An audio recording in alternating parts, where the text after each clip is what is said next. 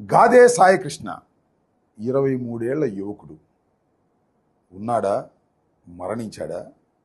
29వ తారీఖున AP high court ముందు పోలీసులు హాజరుపరచగలరా? ఇది పెద్ద చర్చనీయాంశంగా తయారైంది వాళ్ళ రాష్ట్రంలో. నిన్ననే ఏపీ హైకోర్టు గాదే సాయికృష్ణ 29వ తారీఖు లోపల హాజరుపరచవలసిందిగా ఆదేశించింది. ఈ గాదే సాయికృష్ణ ఎవరు? దీని కథ ఏమిటి? నేను నిన్న ప్రెస్ మీట్లో కూడా చాలా వివరంగా చాలా విషయాలు చెప్పాను. కానీ మళ్ళా కొన్ని విషయాలు చెప్పాలనే ఉద్దేశంతోనే ఈ వీడియో చేస్తున్నాను. గాదే సాయికృష్ణ 23 ఏళ్ల యువకుడు, విజయవాడకు చెందినటువంటి వ్యక్తి, కొంత క్రిమినల్ బ్యాక్గ్రౌండ్ ఉన్నటువంటి వ్యక్తి కూడా. అతని మీద కొన్ని కేసులు కూడా ఉన్నాయి. అయితే విజయవాడ కృష్ణలంకకు చెందినటువంటి పోలీసులు సిఐ నాగరాజు గారి ఆధ్వర్యంలో మార్కాపురంలో ఉన్నటువంటి సాయికృష్ణని మే 9వ తారీఖున కస్టడీలోకి తీసుకొని పోలీస్ స్టేషన్లోకి తీసుకొచ్చారు. ఆ తర్వాత ఏం జరిగిందనేది ఇక్కడ ప్రశ్న. అసలు సాయికృష్ణ ఉన్నాడా, చనిపోయాడా, సాక్ష్యాధారాలు ఏమైనా ఉన్నాయా అనేది పెద్ద ప్రశ్నగా తయారైంది. వారి తల్లి విజయలక్ష్మి గారు చెప్పేటటువంటి మాటలు, వాదన ఏమిటి అంటే, మా సాయికృష్ణ అనే కుర్రవాడిని తీసుకొచ్చి కొట్టి చంపేశారు అనేటువంటి వేదనతో తల్లి అల్లాడిపోతుంది. ఇంటికాడ నా చేతిలో ఫోన్ లాక్కున్నారు సార్. వీళ్ళు కానిస్టేబుల్స్ ఇద్దరు నా ఫోన్ లాక్కొని ఇక్కడికి వచ్చేసారు, స్టేషన్కి తీసుకొచ్చేసారు. నన్ను ఆడు చచ్చిపోయాడు అనుకో, వెళ్ళిపో అన్నాడు. నేను ఏడ్చుకుంటా పక్కన కూర్చున్నా. తర్వాత 15 రోజుల తర్వాత ఫోన్ ఇవ్వండి అయ్యా, నా పిల్లోడు ఎక్కడ ఉన్నాడో నేను ఫోన్ చేసుకుంటాను, నాకు ఫోన్ ఇవ్వండి అయ్యా అన్న. ఫోన్ ఇవ్వండి అయ్యా అంటే నా ఫోన్ ఇవ్వాల. 15 రోజులు తిప్పించుకున్న తర్వాత ఇటయ్యా నేను వెళ్ళి ఇవ్వండి అయ్యా ఫోన్ అంటే అవన్నీ అందులో అన్ని నా కొడుకు ఫోటోలు తీసేసి ఒట్టి ఫోన్ ఇచ్చి పంపించారు. ఏంటి నువ్వు నీ కొడుకు చచ్చిపోయాడని చెప్పానుగా, ఎందుకు వస్తున్నావు నువ్వు అన్నాడయ్యా. నాకు భయం వేసి నేను ఉన్న చోట్ల అన్నీ ఎత్తుక్కున్నా, నాకు ఎక్కడ దొరకలా, నాకు ఎక్కడ కనపడ. ఆఖరికి నిన్న గవర్నమెంట్ హాస్పిటల్ కూడా వెళ్ళి మాసిలో కూడా చూస్తున్నాను. నాకు దయచేసి నాకు చెప్పి చేశాడు చంపేస్తున్నానని చెప్పి. నా బిడ్డ నాకు లేడయ్యా, నా బిడ్డ నాకు తెచ్చిపెట్టయ్యా, అందరికి నాకు ఓపిక కూడా లేదు. నేను తిండి తిరుగుడు తిరిగానయ్యా, నాకు ఎక్కడున్నాడయ్యా బిడ్డ చెప్పేశాడయ్యా. పేదవాళ్ళంత తేలిగయ్యా మా పరిస్థితి. బాత్రూంలోకి వెళ్ళి ఎదుగుతున్నట్టు చేసి కనపడటం లేదయ్యా ఎన్నిసార్లు. ఆ తర్వాత ఏపీ హైకోర్టును ఆశ్రయించారు, హిబియస్ కార్పస్ పిటిషన్ వేశారు.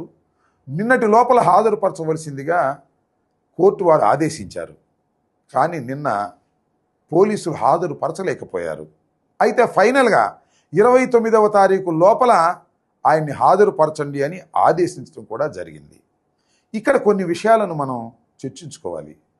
గాదే సాయికృష్ణ ఒక మిడిల్ క్లాస్కు చెందినటువంటి వ్యక్తి. ఆయన మేనమామ కానీ, వారు కానీ, వారి కుటుంబం కానీ రాధారంగా మిత్రమండలిలో పనిచేసినటువంటి వ్యక్తులు. ఈ మధ్యకాలంలో జనసేనకు అభిమానులుగా తయారయ్యారు. జనసేన తరపున చురుగ్గా పాల్గొంటున్నటువంటి కుటుంబం కూడా. అయితే గాదే సాయికృష్ణ మీద కొన్ని కేసులు ఉండటం, క్రిమినల్ బ్యాక్గ్రౌండ్ ఉండటంతో అతన్ని పోలీసులు స్వాధీనం చేసుకున్నారు, తీసుకొచ్చారు, కృష్ణలంకలో పెట్టారు. అక్కడ జరిగింది ఏమిటంటే, కృష్ణలంకలో అతన్ని తీవ్రంగా హింసించారు. ఆ హింసించే క్రమంలో గాదే సాయికృష్ణ చనిపోయాడు. నాకు తెలిసిన సమాచారం మేరకు చనిపోతే ఏం చేస్తారు? సహజంగా లాకప్ డెత్ జరిగితే, పోలీసులు కొడితే చనిపోతే ఏదో మసిపూసి మారేడుకాయ చేసేసి తల్లిదండ్రులకు అప్పచెప్పేసి రాజీ పెట్టేసుకుని వెళ్ళిపోతారు. కానీ విచిత్రం, పోలీసులు బాగా తెలివి మీరిపోయారు. అసలు రాజీలు లేవు, అప్పచెప్పటం లేదు, అసలు శవాన్నే మాయం చేసేద్దామని నిర్ణయించుకున్నారు. చిత్రం కదా ఇది. ఆ శవాన్ని కృష్ణలంక శ్మశాన వాటికకు తీసుకువెళ్ళి దహనం చేసేశారు. ఎలా దహనం చేశారో తెలుసా? ముందు ఒక కానిస్టేబుల్ కూర్చుంటాడు, వెనక ఒక కానిస్టేబుల్ కూర్చుంటాడు, మధ్యలో శవం ఉంటుంది. 2 వీలర్ మీద తీసుకువెళ్తారు, అక్కడ దహనం చేస్తారు, ఆ బూడిదను మాయం చేస్తారు.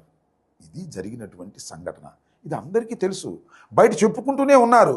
కానీ కోర్టు ముందు మాత్రం మాకు తెలియదు, ఎక్కడో ఉన్నాడు, వెతుకుతున్నాము, స్పెషల్ టీమ్స్ని పెట్టి అన్వేషిస్తున్నామని దొంగ మాటలు చెప్పేటటువంటి కార్యక్రమం చేస్తున్నారు. ఆ తల్లికి చాలా స్పష్టంగా సిఐ నాగరాజు చెప్పాడు, మీ అబ్బాయి మీద ఆశ వదులుకో, వాడు నాకు ఎదురు తిరిగాడు, వాడిని చంపేస్తాను, దండ కూడా రెడీ చేసుకోమని చెప్పి మరీ చంపేసినటువంటి సంఘటన ఇది. నీ కొడుకు చచ్చిపోయాడని చెప్పానుగా, ఎందుకు వస్తున్నావు నువ్వు అన్నాడయ్యా. ఎంత దురదృష్టకరమైన సంఘటన. అయితే కొంతమంది కొన్ని వాదనలు బయటకు తీసుకొస్తున్నారు. సహజంగా ఇలాంటి సందర్భంలో బయటకు తీసుకొస్తారు. ఈ సాయి కృష్ణ అనే వ్యక్తి క్రిమినల్ అని, అనేక అరాచకాలకు పాల్పడ్డాడని చెబుతున్నారు. మేబీ కావచ్చు, అరాచకాలకు పాల్పడి ఉండొచ్చు, క్రిమినల్ అవ్వుండొచ్చు. అయితే పోలీసులు తీసుకొచ్చి హత్య చేసేస్తారా? పోలీసులు తీసుకొచ్చి చంపేస్తారా? రక్షక భట నిలయంలోనే భక్షణ చేసేటటువంటి కార్యక్రమం పోలీసులు చేస్తున్నారంటే ఏమిటి ధైర్యం? ఈ ప్రభుత్వం అంత ధైర్యం ఎందుకు ఇచ్చింది? పోలీసులు విచ్చలవిడిగా హత్యలు చేసేటటువంటి కార్యక్రమాలు చేస్తుంటే సమాజం ఎక్కడికి పోతుందని అడుగుతా ఉన్నా. చట్టం ఏం చెప్తుందని అడుగుతా ఉన్నా. మీకు ఈ సందర్భంలో ఒకటి గుర్తు చేస్తున్నా. రీసెంట్గానే తమిళనాడు మదురై కోర్టు ఒక జడ్జిమెంట్ ఇచ్చింది. తండ్రి కొడుకుని ఇద్దరిని తీసుకువెళ్ళి చిత్రహింసలకు గురి చేసి చంపేశారు అక్కడ.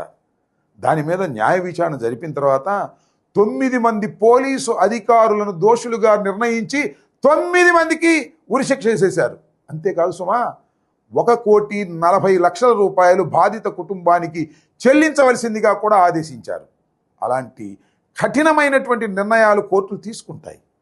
ఎందుకంటే పౌరుడికి జీవించే హక్కు ఉంది. నేరం చేస్తే వారిని శిక్షించవలసింది పోలీసులు కాదు, న్యాయస్థానాలు. న్యాయస్థానపు అధికారాలను కూడా చేతిలోకి తీసుకొని పోలీసులు వ్యవహరిస్తుంటే చట్టాలు ఊరుకుంటాయా? ఇది ధర్మమేనా?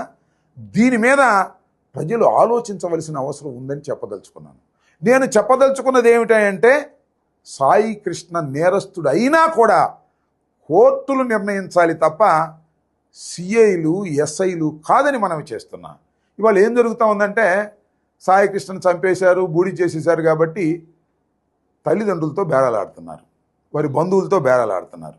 ₹1,00,00,000 ఇస్తాం, 50 లక్షలు ఇస్తాం, మీరు వెనక్కి రండి, హిబియస్ కార్పస్ వెనక్కి తీసుకోండి అని బతిమలాడుతూ ఉన్నారు. సరే, ఏం జరుగుతుందో మనం చూడాలి. ఇంకా రేటు కూడా పెంచుతున్నారు. 29వ తారీఖు లోపల మీరు సాయి కృష్ణని కోర్టులో హాజరుపరచమని పోలీసులకు ఆదేశించిన తర్వాత రేటు కూడా పెంచేటటువంటి కార్యక్రమం చేసి ఏదో ఒక విధంగా మసిపూసి మారేడికాయ చేసి రాజీ పడిపోవాలనేటువంటి ప్రయత్నం చేస్తున్నారు పోలీసులు. సఫలమవుతాయో విఫలమవుతాయో తర్వాత చూద్దాం.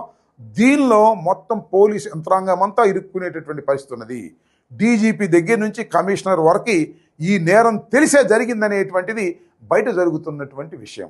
కాబట్టి నేను రాష్ట్ర ప్రజానీకానికి, పౌర హక్కుల మీద విశ్వాసం ఉన్నవారికి, మేధావులకి నేను సవినయంగా మనవి చేసేటటువంటి అంశం ఏమిటంటే, సాయి కృష్ణ నేరస్తుడైన పోలీసులు చంపే హక్కు లేదనే విషయాన్ని గమనించి ఇలాంటి సంఘటనలను మనం అందరం కూడా వ్యతిరేకించాలని, ప్రజల్లోకి తీసుకువెళ్ళాలని, ఎవరైతే పోలీసు అధికారులు అన్నెసరీగా ఒక మనిషి యొక్క ప్రాణాన్ని తీసేశారో ఆ పోలీసు అధికారులకు శిక్ష పడేంత వరకు కూడా సమాజం కూడా ఈ పోరాటానికి మద్దతు ఇవ్వాలని ఈ సందర్భంగా నేను కోరుకుంటున్నాను.